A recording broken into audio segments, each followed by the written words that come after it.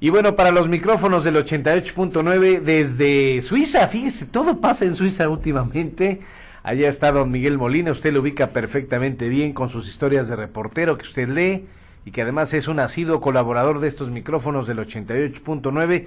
Mi querido Miguel, es que en Suiza y en Europa sigue, ¿no?, el escándalo que ha provocado la publicación de listas de cuentas secretas en la sucursal del banco HSBC en Ginebra. Quien trabajó en el departamento de informática del banco, Hervé Falciani, él filtró a la prensa detalles de decenas de miles de clientes que depositaron fortunas para evadir al fisco en sus países. Y bueno, pues para hablar de este asunto, mi querido Miguel, hablamos de gente como don Luis Telles, que es está ahorita en la Bolsa Mexicana de Valores, es el presidente de la Bolsa Mexicana de Valores, exsecretario de Comunicación. Estamos hablando de Jaime Camil padre, estamos hablando del hermano de Marcelo Ebrard, Eugenio Ebrard, que por cierto ya aclaró que su cuenta fue cerrada en el 2009. Estamos hablando de Alfredo y Arturo Elías Ayub, que fueron funcionarios públicos, uno en la Comisión Federal de Electricidad, pero ya también don Alfredo y don Arturo Elías Ayub han argumentado que el dinero era parte de la sucesión testamentaria de sus papás. Y vemos como Fernando Alonso, muchos que están involucrados en este Suiza Leaks, que se ha vuelto un escándalo. Miguel, ¿cómo estás? Buenas noches para ti.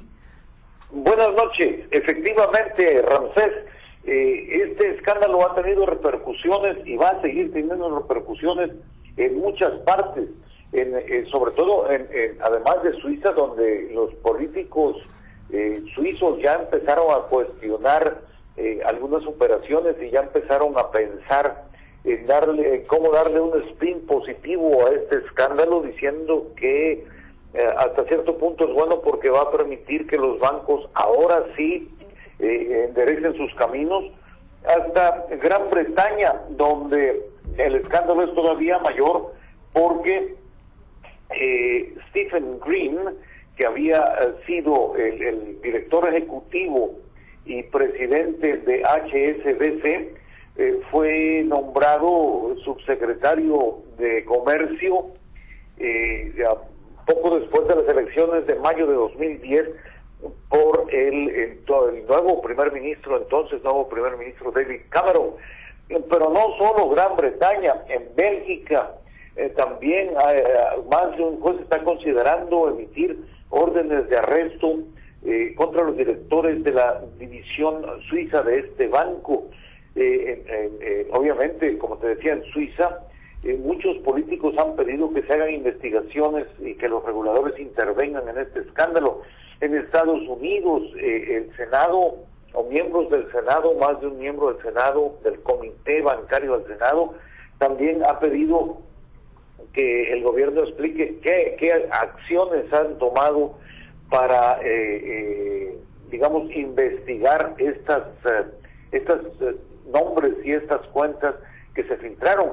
Dinamarca, lo mismo, también está buscando nombres de los daneses, y algo también parece indicar que algo está podrido en Dinamarca, como decía Shakespeare. En Francia, el primer ministro Manuel Valls determinó que se sigue determinado a combatir la evasión fiscal. En fin, es un escándalo de proporciones gigantescas. Lo que nadie se explica es por qué nadie se había dado cuenta, Ramsés.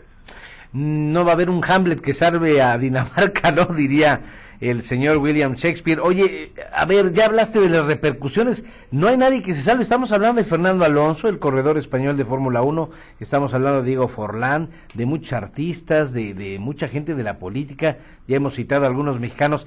¿Qué va a suceder ahora, Miguel? ¿Qué va a pasar ahora? Mira, por lo pronto vamos a ver cómo sudan aproximadamente 2.642 mexicanos que tienen cuentas en bancos suizos. 2.642. 2.642 que tienen 1.893 cuentas en bancos suizos. Oye, ¿no sale el nombre de Amado Lince ahí? No. Parece que no. Parece que no. En esas cuentas hay aproximadamente 2.200 millones de dólares. ¿Qué va a pasar ahora? Es la pregunta más interesante del siglo, porque hay que recordar que no hace mucho tiempo este mismo banco, pero la división de HSBC en México, fue sorprendida o fue descubierta blanqueando dinero de procedencia dudosa. Uf. Y en vez de que alguien fuera a la cárcel, como habría sucedido si tú o yo tuviéramos una empresa a la que hubieran sorprendido blanqueando dinero, lo que hicieron con este banco fue ponerle una multa y dejarlo que siguiera operando. Quizá este escándalo va a contribuir a que el mundo, y sobre todo las autoridades del mundo, vean de otra forma cómo opera la industria bancaria, que se ha salido con la suya de muchas maneras. Algunos bancos, por no decir que muchos, por no decir que todos, porque no fueron todos, pero muchos bancos tuvieron una alta responsabilidad en la crisis económica que sacudió al mundo en 2008, Ramsés. Sí, cómo no, claro. Y han tenido la misma responsabilidad en otras crisis y en otra serie de manejos más bien turbios que han afectado las economías de muchos países. A ver, Miguel, ¿cómo se puede sacar una cuenta en Suiza? ¿Es fácil sacarse una cuenta en Suiza? Según, tienes que mostrar, primero que nada tienes que mostrar que tienes dinero. Sí. En segundo lugar, depende, si vives en Suiza, tienes que mostrar prueba de que estás viviendo legalmente en Suiza, tienes que mostrar tu permiso de residencia, tienes que mostrar tu pasaporte, tienes que mostrar un contrato de trabajo o, como dicen o decían en mi pueblo, una manera honesta de vivir y tienes que dar una dirección local. Sí. Pero si no vives en Suiza y tienes un montonón de dinero, sí, siempre puedes contratar una oficina de contaduría, una oficina de administración, que abra una cuenta en tu nombre o a nombre de una compañía que se establezca en Suiza, aunque fuera ficticiamente. Todos sabemos que es muy fácil establecer una compañía en cualquier país del mundo, siempre y cuando tengas los contadores adecuados para hacer ese trabajo. Entonces, aquí en Suiza hemos visto, por ejemplo, que hay cuentas como la del rey de Marruecos, que evidentemente está exento de impuestos, pero está violando la constitución de su país, que establece que un marroquí que viva en Marruecos no tiene permiso, no está autorizado para tener cuentas bancarias en otros países. Está el rey de Jordania, sí, está, como tú bien señalabas, un gran número de artistas y deportistas, Michael Schumacher, que todavía sigue sin recuperarse completamente, no muy lejos de Ginebra. En fin, todas estas personas van a tener ahora que explicar ante los gobiernos de sus respectivos países, tal vez algunos no, o tal vez algunos no tanto, cómo fue que ese dinero llegó a Suiza. Pero lo más interesante, Ramsés, sería que explicaran cómo llegó ese dinero a las bolsas de ellos, en primer lugar. Esa es la explicación y la pregunta de los 64,000 que quizá no vamos a tener respuesta. Ramsés, como todos sabemos, hay dos cosas que no se pueden ocultar. ¿El amor? Y el dinero. Exactamente. Bueno, entonces ya son tres. Pero el dinero, en este caso el dinero es algo que no se puede ocultar. Sí. Es como el escándalo de la Casa Blanca, del presidente Peña Nieto.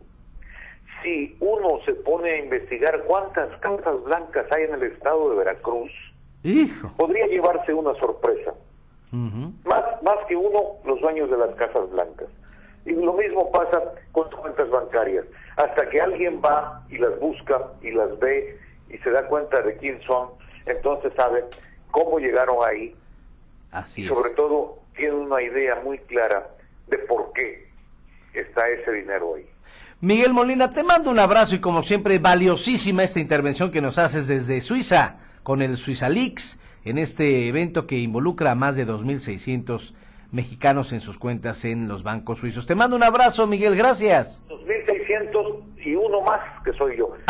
El abrazo es bien. De primera mano, Miguel, te mando un abrazo, gracias. Con el afecto de siempre, hasta pronto, Ramsés. Miguel Molina desde Suiza, reportando para los micrófonos del 88.9, pues cuando nos estábamos restregando los ojitos de lo que estaba pasando con José Murat, que por cierto es asesor del gobierno del estado, en torno a la publicación del New York Times, que habrá otra mañana, de sus bienes inmuebles. Ahora nos topamos con el Suiza Leaks.